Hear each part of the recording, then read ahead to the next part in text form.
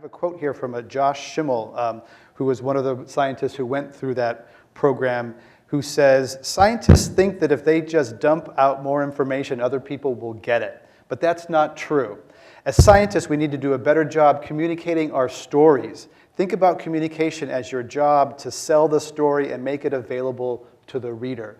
Do you agree that scientists often think that they just put out the facts, that everybody will see it the same way, and that they ought to think of themselves as storytellers and do a better job telling the story? Ben? Yes, I agree.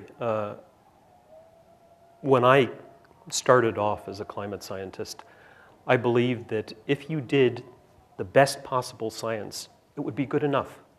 Ultimately, people would do the right thing if the science was credible, if it was compelling, if the physical evidence was consistent, coherent, if you could see, as we do, changes, signals in many different components of the climate system, independently monitored components, the ocean, land surface temperature, extent of Arctic sea ice, temperatures in the atmosphere, retreat of glaciers more or less around the world.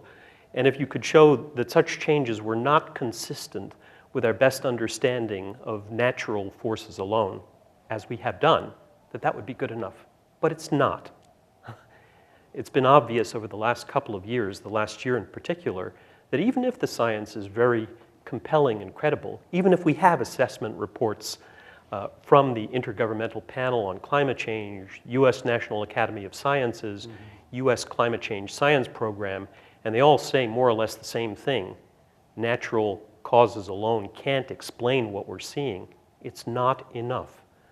I think we do have, as scientists, responsibilities not just to do the science, publish papers in the peer-reviewed literature, and regard our responsibility then as finished. We also have, as Steve well recognized, the responsibility to tell people why they should care about it and what you've learned and what is robust and what is uncertain. Wisław Maslowski was here recently. He's an Arctic sea ice expert at the Naval Postgraduate School, and he basically said, look, communication is not on my job description. It's not, I don't get compensated for it. That's not how I advance my career. And it was basically saying, what kind of differentiation of what you're saying is that communication is another thing. And part of what I hear you saying is that some people, climate scientists, might be reluctant to communicate because either it's not in their best skill or in their nature, or they might get personal attacks for doing so and go into a political realm where they want to do science and not get into politics. Do you think that some scientists are sort of pulling back these days and trying to either stay out of the public fray because it's so uncomfortable or so politically charged? Noah, do you think that there's a...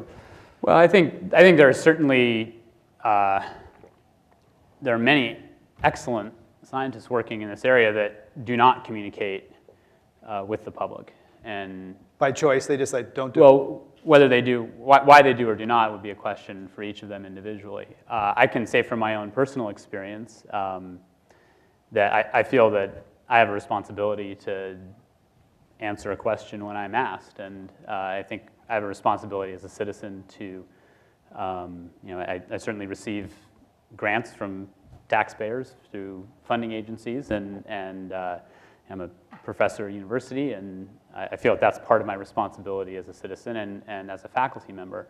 But I will say that it comes with costs. There's no doubt about it. I mean, I think that one has to develop somewhat of a thick skin in order to be in that arena, even if it's only being in that arena episodically. It certainly, especially now with technology the way that it is, in terms of the way that information is shared. I've noticed that in the last 5 years that I've been interacting with the media relatively regularly, it's certainly intensified in terms of the personal attacks.